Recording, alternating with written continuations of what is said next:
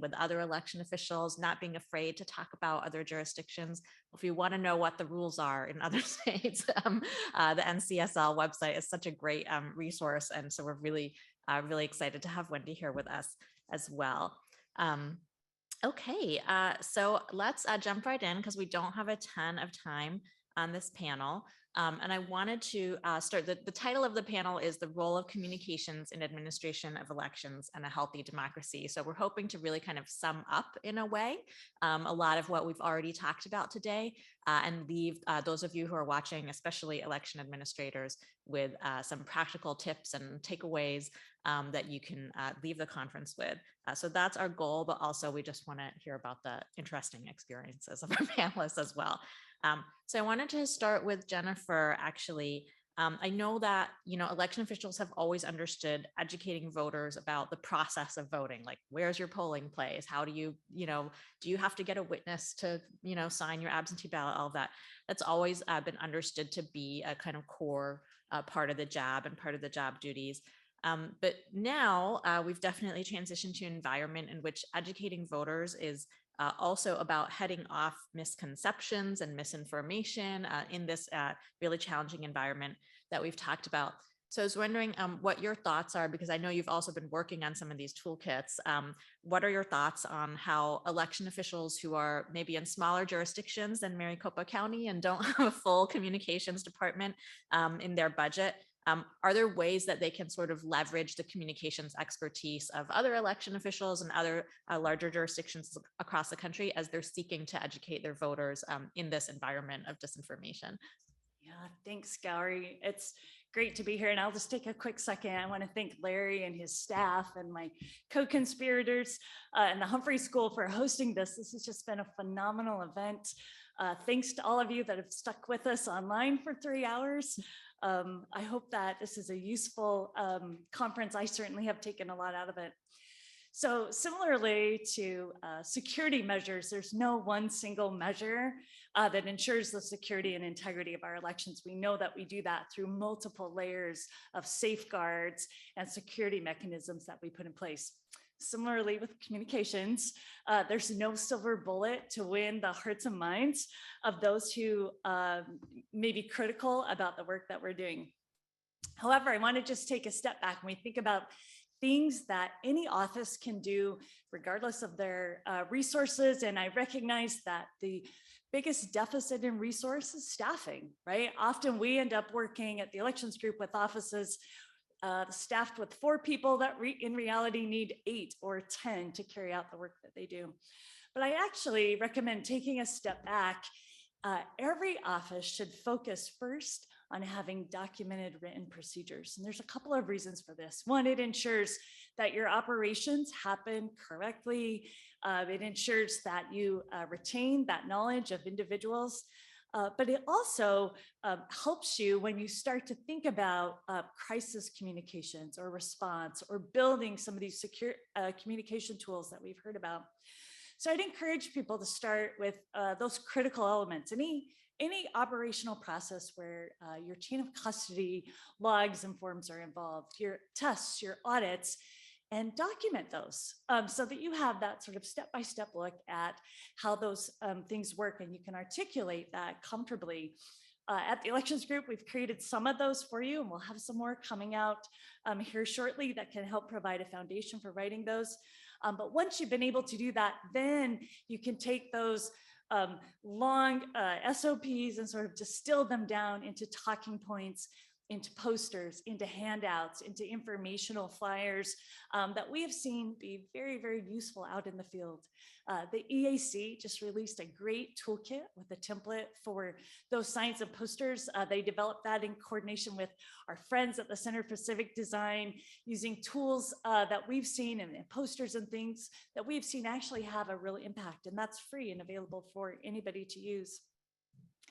Once you've got those resources, then as you've heard echoed across all the other panels today, you can tap into sort of building your community of advocates, those poll workers, civic groups, superstars in your community, the members of the media who will get that information out for you. And that's so important. I can't overstress how effective just bringing people into your election office. And I saw this both when I was an election administrator and also in the jurisdictions I've supported, bringing those groups, media members, critics, others into your facility and educating them about the process.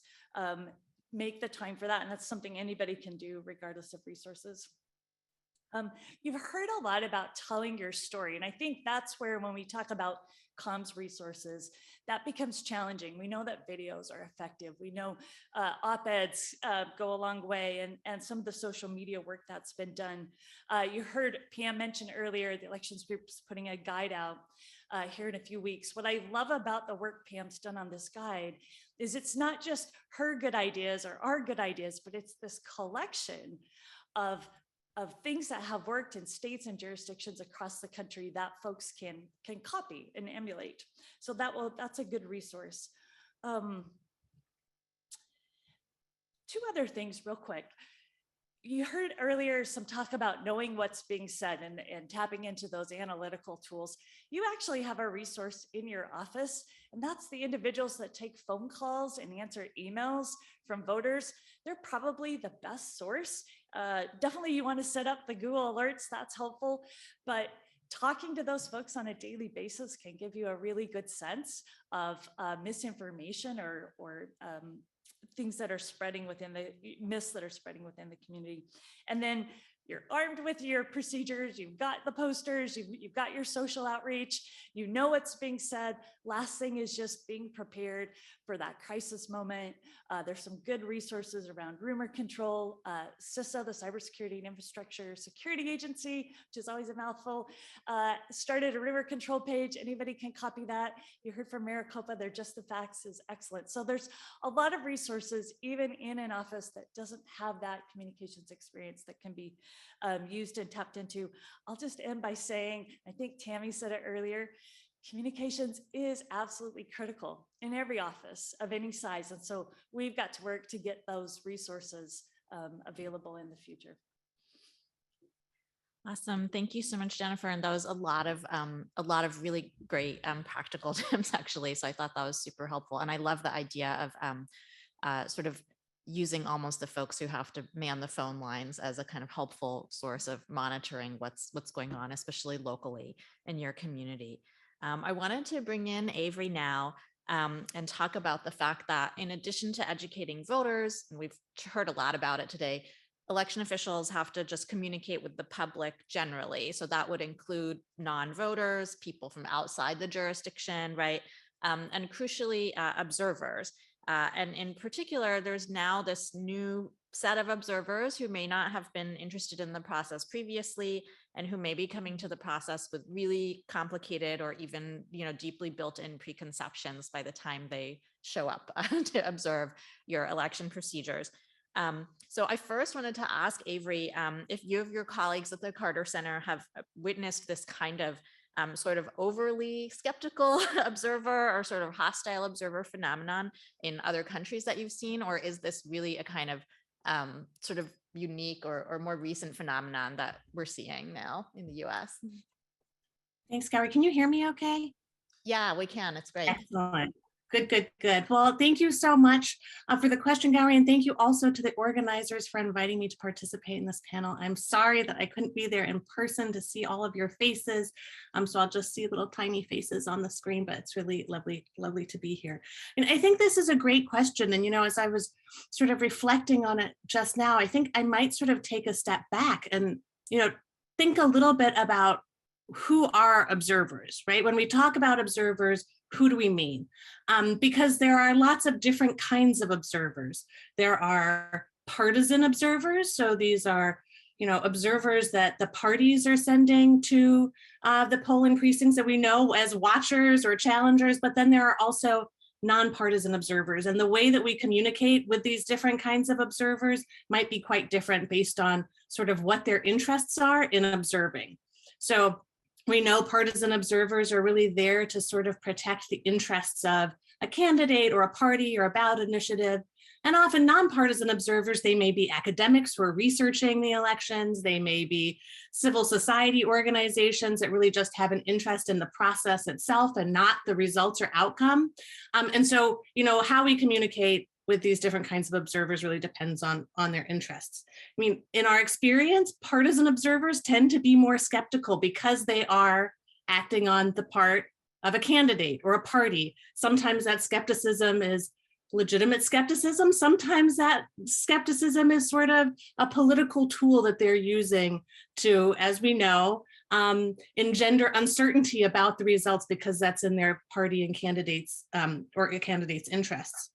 And that's not to say at all, of course, that nonpartisan observers are not sometimes skeptical too. And I think we probably have seen and will see nonpartisan groups who are observing who say they're nonpartisan, but may have specific agendas.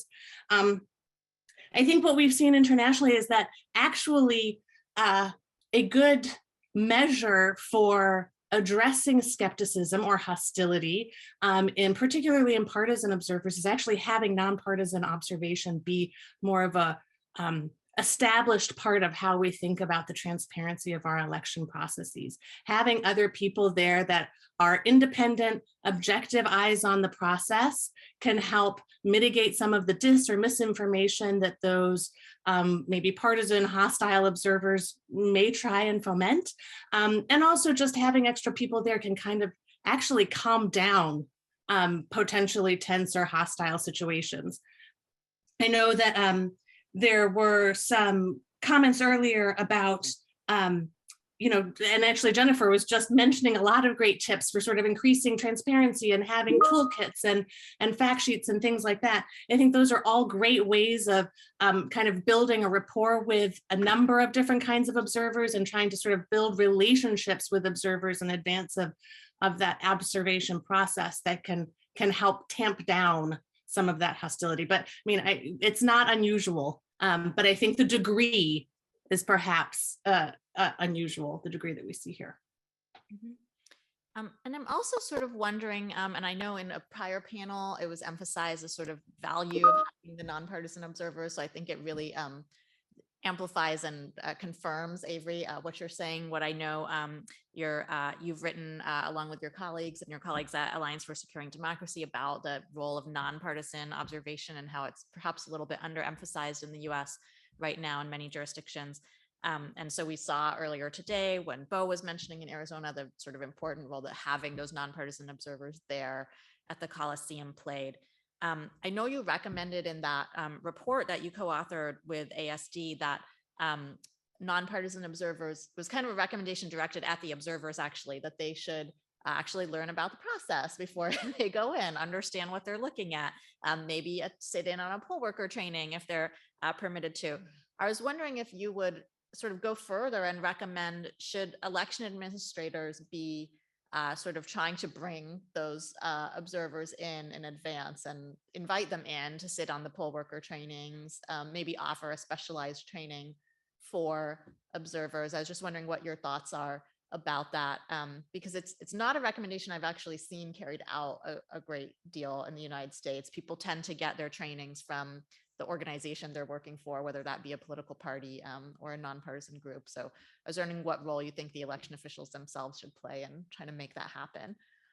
Yeah, that is a great question. So I do think that there is a role for election administrators and not necessarily directly training observers. Obviously, we know that election administrators are really busy and don't necessarily have time to add one more thing to the long list of issues that they're dealing with in advance of an election.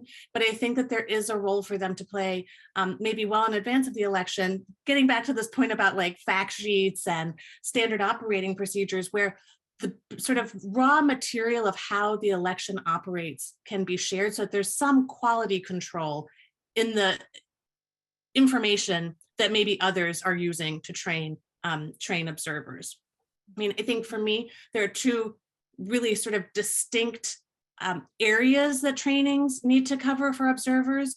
On the one hand, there is the many different aspects and factors that roll into good election administration processes and sort of understanding the nuts and bolts of election administration, understanding the safeguards, understanding, that all of those layers of security that Jennifer was describing is really critical. And I think this is where we have often fallen short in observer training in this country, is that people just don't have that depth of knowledge. They don't know what they're seeing and they take it out of context.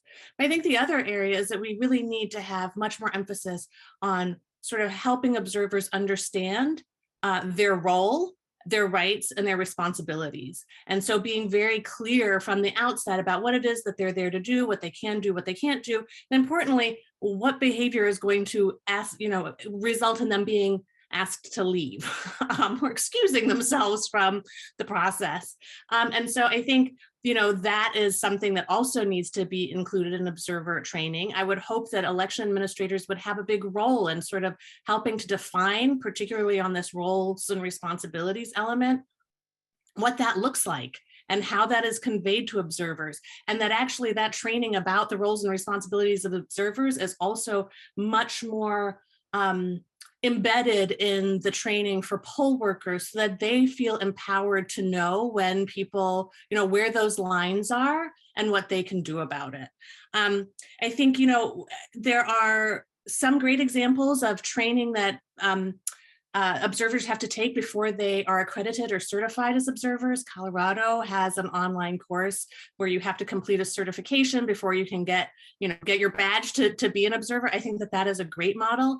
It works really well in states where there's maybe more centralized election administration processes. It may be more difficult in states where jurisdictions are smaller and maybe vary more.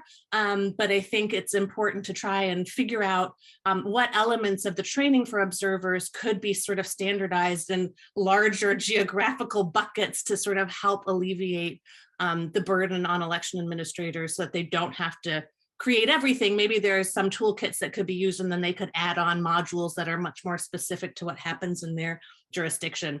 This may be something, for example, that state associations of clerks or recorders could help with, is sort of thinking about what some of these larger modules are that then others could add on to. But I think training is essential for really good, credible observation. I think that's great. And I was also struck on some of the earlier panels by the role of journalists and the role that they're currently playing, given that we maybe don't have as robust a system of nonpartisan observation in the United States as we sometimes have, when the Carter Center is going in to foreign states and observing their elections. We've seen how journalists have kind of stepped in and filled that role. And those journalists being well educated in advance, we saw in earlier panels today, was so crucial. Jen Fifield in Maricopa County needed to know that blue pens were really, really bad. So she was able to really raise the alarm bell about that. And I think it did strike me that if these training materials were provided, toolkits, those sorts of things for observers, they'd also be really great resources for the media as well. I'm sure local journalists would love to have that information at their fingertips as well.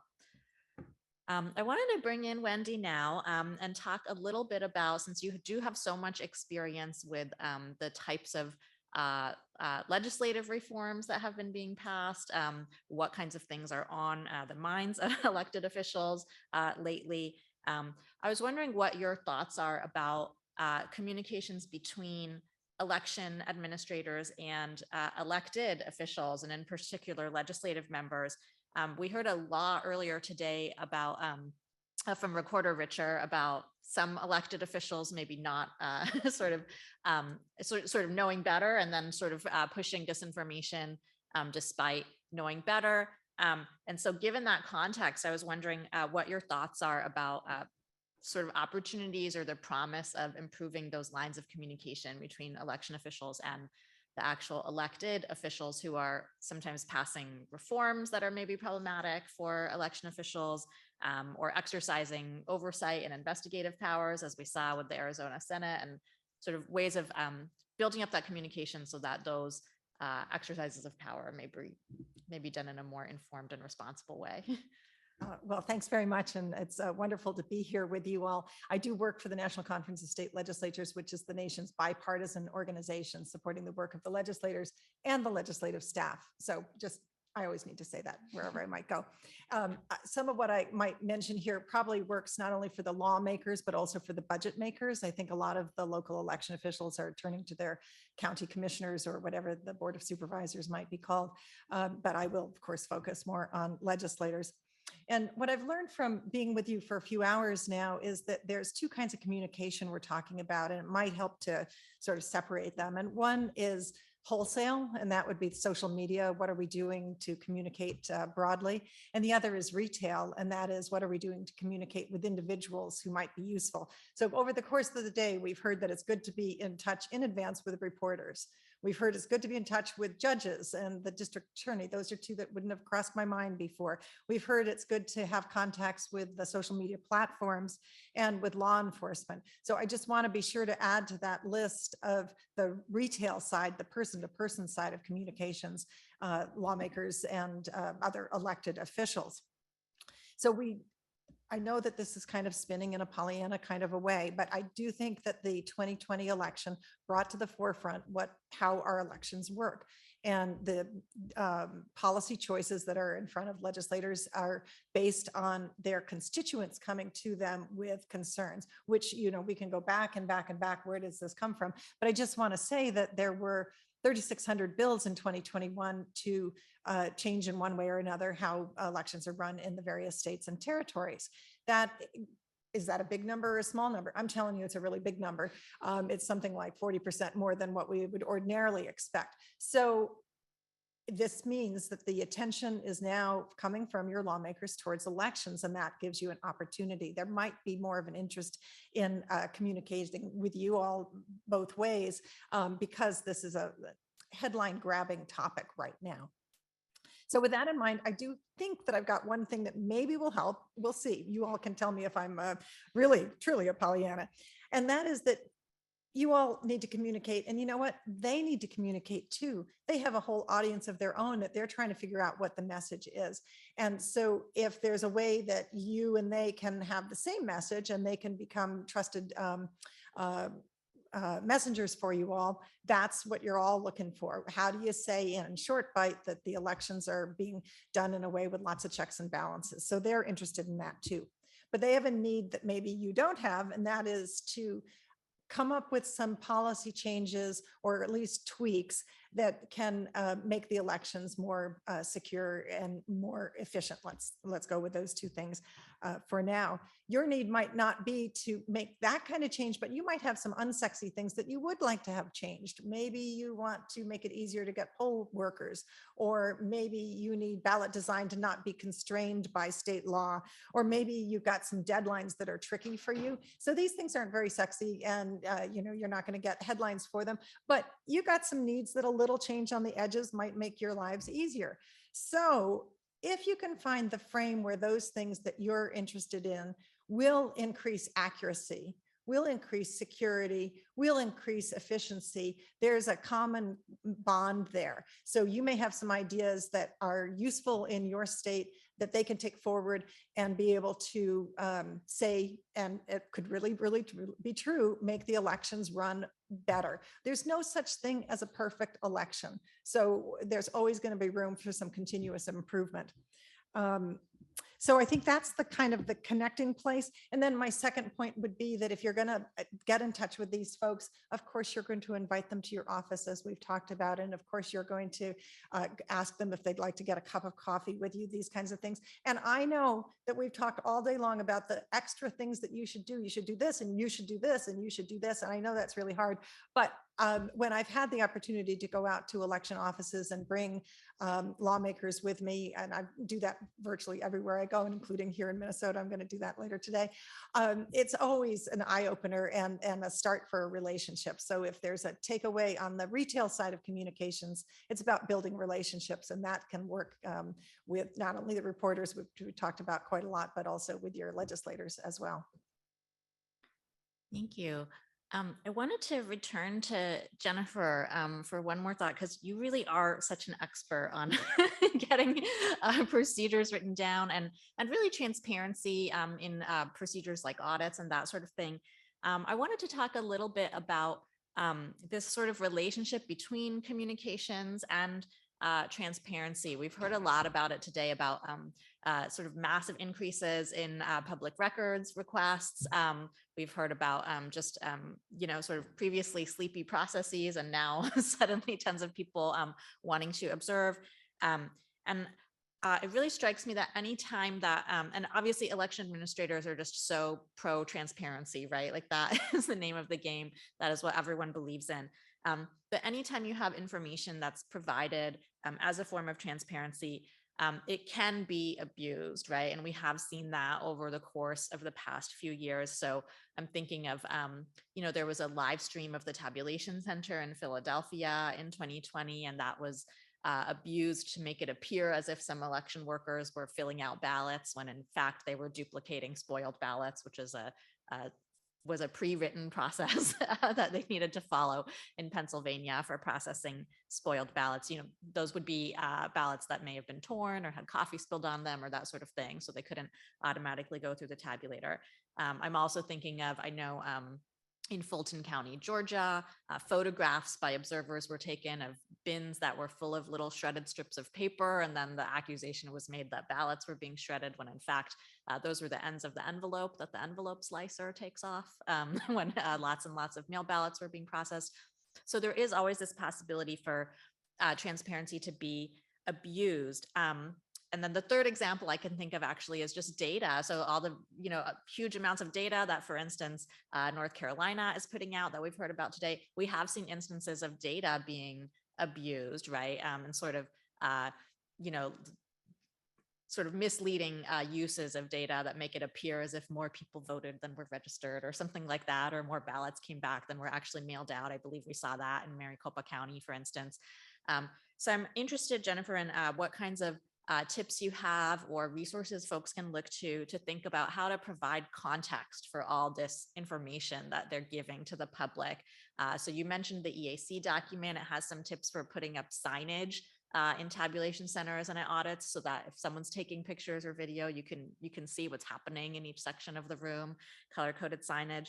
I'm just wondering what kinds of resources people can look to really provide that context so that they can be transparent the way they want to, but reduce the possibility of that abuse. So I'm going to sound a little bit like a broken record, but I'll just say, as an election official, your ability to give context to any of these things, whether it's operational or the data, as well as the ability of your staff to give context if they're asked, really starts with your ability to be able to describe and articulate accurately and succinctly how your processes work. So I can't overemphasize having written documented procedures. And the reason I keep harping on this is it's one thing that I see in a lot of offices I visit that's lacking. They know it up here and lots of their staff know it up here, but having it documented really helps. And then when we think about some of the operational things, so you mentioned ballot duplication or replication, the whole mail ballot process we know is actually a number of steps, right? And we have ballots moving through each of those steps from the time that they're received in the office through verification, deconstruction, separation, flattening, scanning, storing, auditing. So anything that's operational like that, you can alleviate some of those things with those infographic sort of informational materials. I can't tell you how valuable just a simple sign created in Word that explains this is a recycle bin and this is what goes in this bin taped onto that bin. So for those types of things, that written printed material can be super useful and super helpful.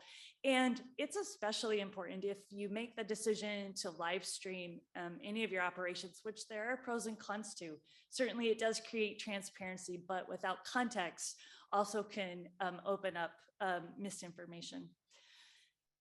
As we sort of move along to think about voter data and our voter databases, I think the most important thing here is to make clear to everybody that you talk to that this is a dynamic database. And I think sometimes that's lost. Individuals think it's a static thing and they take that data, either it's made publicly on your website or they request it or pay for that.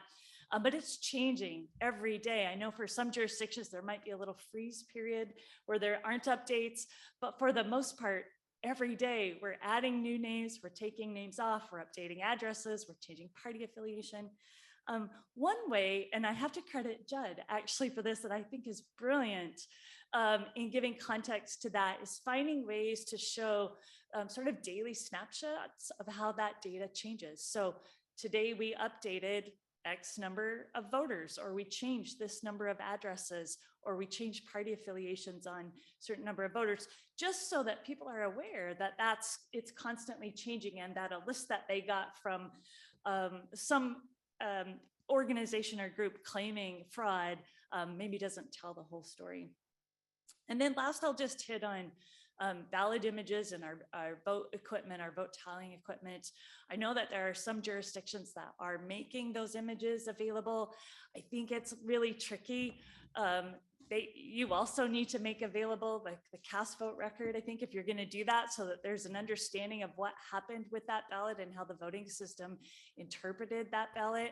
And key there is helping stakeholders and voters and others understand that there's often marginal marks made by voters, especially when we're talking about hand-marked paper ballots or voter intent issues where a ballot hasn't been marked perfectly, and there's an adjudication process that takes place. We all know how this works. We do it in our offices, but communicating that in a way that helps people understand that simple snapshot of a ballot image maybe doesn't tell the whole story. And one last thing I was just thinking about while we were sitting here and thinking about context around things, it may also be helpful to do a little deep dive explainer of how your voting equipment works. And I say that because there's a growing, well, we're seeing some proposed legislation, Wendy can probably echo this better than I, demanding a move from electronic tabulation equipment to hand-marked paper ballots. And I think it's important for individuals to understand the role that voting equipment plays in making this process accurate and efficient. I don't know how we demonstrate the failings of hand counting, but maybe helping to sort of drum up the positive side of what your voting equipment brings to you could be helpful in giving context there. Okay.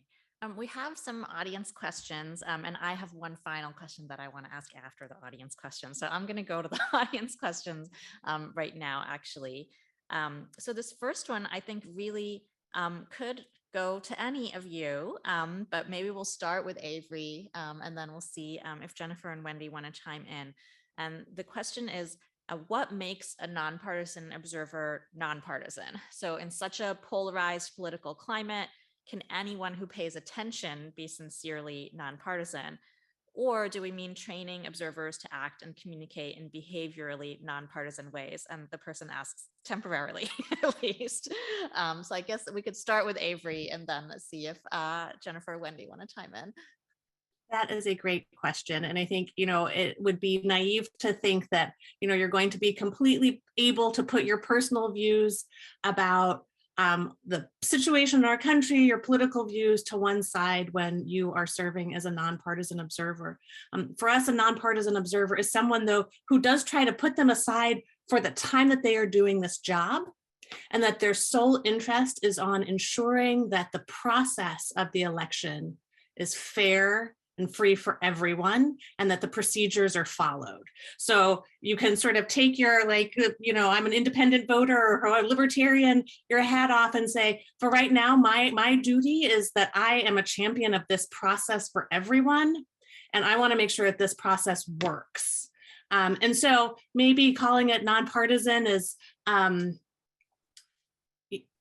maybe it's not the right term or the best term in this highly polarized situation in which we find ourselves, because it's hard for us to wrap our heads around what nonpartisan would truly mean. But until we come up with a better term, that is how we think of it, as someone who is really focused on the integrity of the process for everyone, and really focused on, not just sort of scrutinizing the process for the sake of scrutinizing it, but really thinking about, the ways that they, as a nonpartisan objective observer, can be an ambassador for the process, can help share good information about the process to friends and family members of their community, because it's sort of neighbors serving neighbors as observers. But they can also support election administrators by providing that information back. And in fact, when we train citizen observers all over the world, one of the main goals is that, they're providing public reports about how the process went and recommendations for how to improve future elections, because we know no election is perfect. There's always something to learn, but unless you sort of provide that information back to the people who are running the elections, they're not necessarily going to have a way to know what's happening across all of the polling places that you have observed in. So sort of having it be a conversation and thinking about how nonpartisan observers can be an ally in this communication world, I think is also something that I would just throw in there as a free thought. I really like that, Avery, and I like the idea that the goal should really be if we do catch problems to fix them and make sure that the election is as free and fair as possible, as opposed to maybe scoring points or that sort of thing. Jennifer and Wendy, did you want to add anything? Sure. I'll just add, I think we could benefit from a code of conduct. We have our poll workers and our staff take an oath to uphold the laws. I know when I worked in both city and county government, the human resource guidelines were clear. I was entitled to a political opinion, but when I was doing my job, I had a code of conduct or a set of standards that I had to uphold. We can look even in the private sector. We look at professional auditors. They're required to accept a code of conduct, a code of standards that says, I'll work in a way that's unbiased, that is in the public's best interest. So I think that that's another important piece of that. I know Avery and her colleagues came up with some standards of conduct for observers as well. So I think that could be helpful. Mm-hmm. And I'll just add that it could be that academics can help us a little bit here if they create a standard, a form, some expectations, and they can send students out to, thinking grad students out to look at what's happened and then bring back, and then professor or whomever can collate that. And I say that because the University of New Mexico used to do that in New Mexico and provided a report back on basically about how procedures were followed to the best of their ability to represent that. Mm-hmm. I love that. And I want to mention here, there's a second question here, but I don't think I need to throw it to you guys. It's just, where can we find that report that Pam and Jennifer mentioned earlier? So maybe, I don't know if those organizing the conference could potentially put it in the chat or share it with the participants once it's out. Electionsgroup.com. Check back in a few weeks.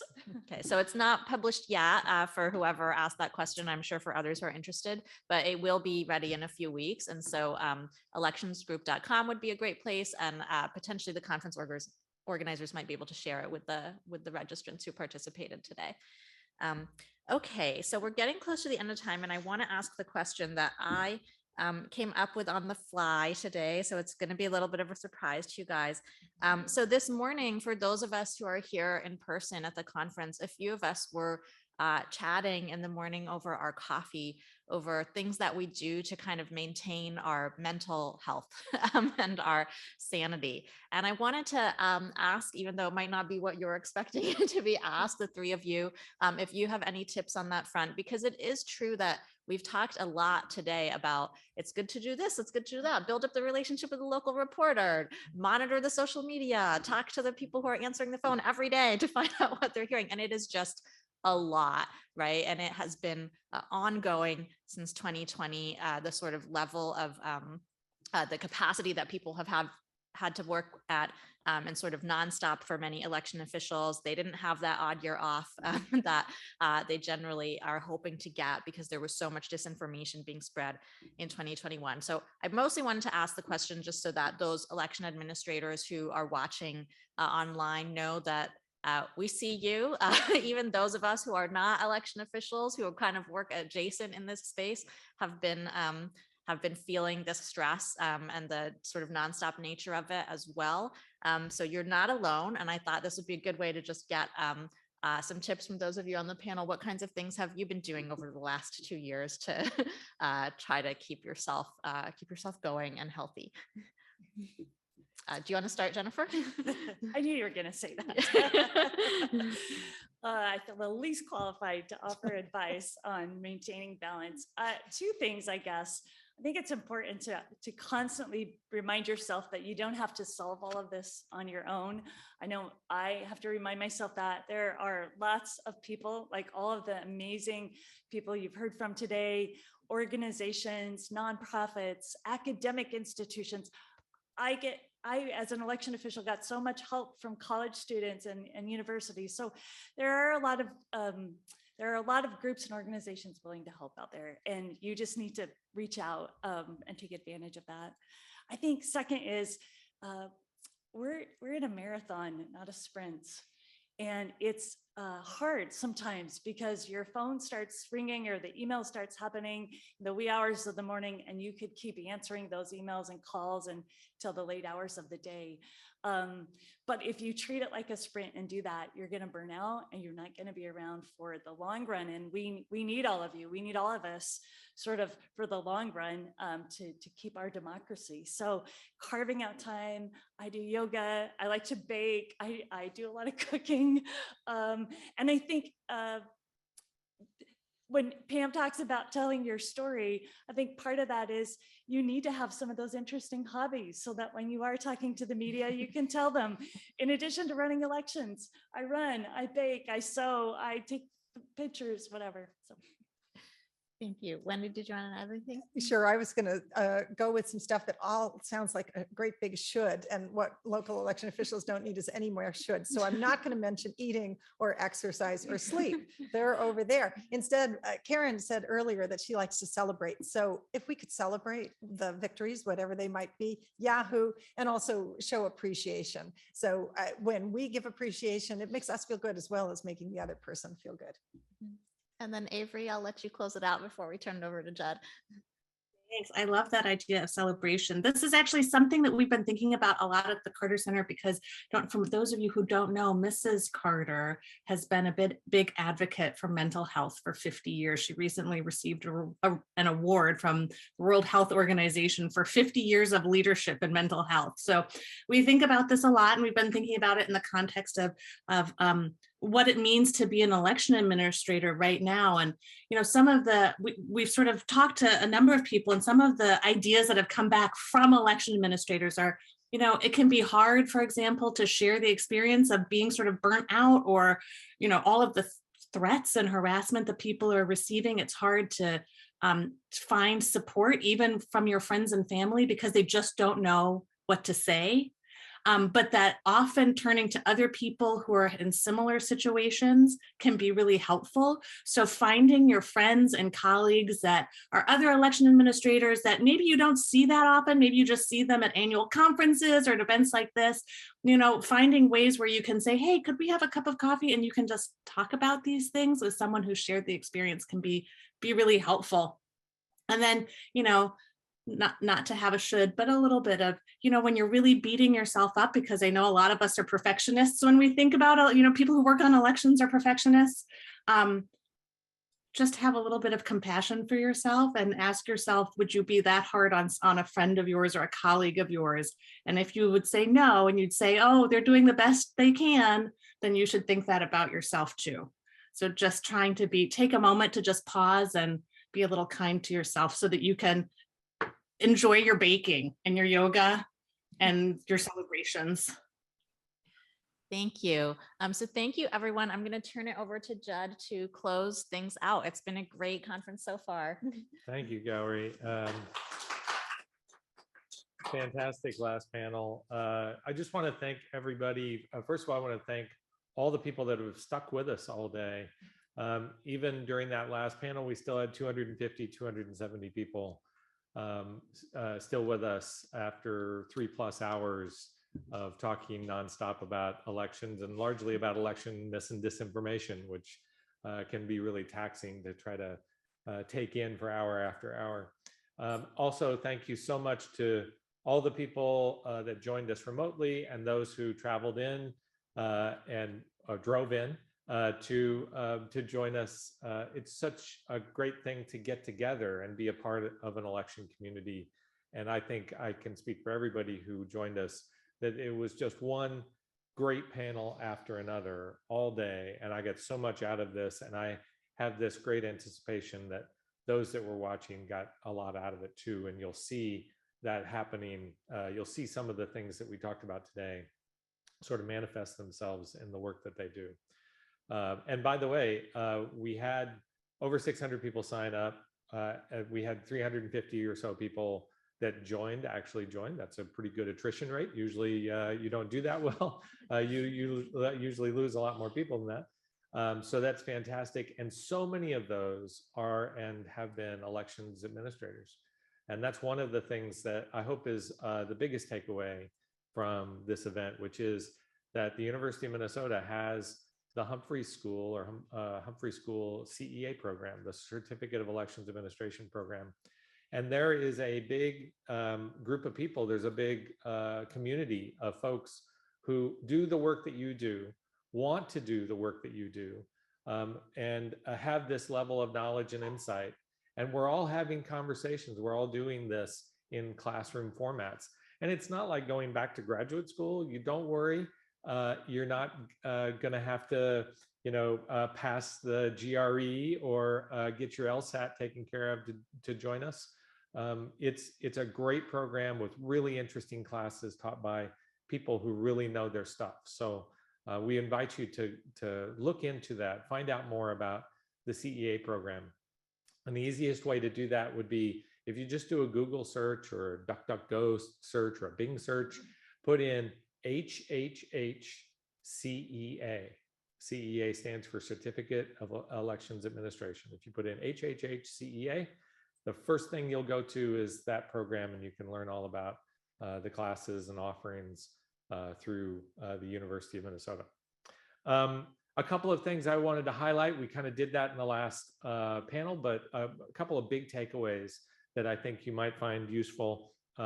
We talked about forming relationships with media, going and building out your social media where you can. Bring in people for tours, create an environment where people feel like they're welcome to learn more about your elections administration. And then also talk to them when there's a problem. Try to make lemonade out of your bad moment, because they happen in every situation. I think Wendy mentioned there is no such thing as a perfect election because the laws are complicated, the policies are complicated, and you got a lot of humans working it. So you're not going to have a perfect environment, but that's a really great takeaway and one of the strongest takeaways from this morning and throughout the day. This idea of use and connect to allies.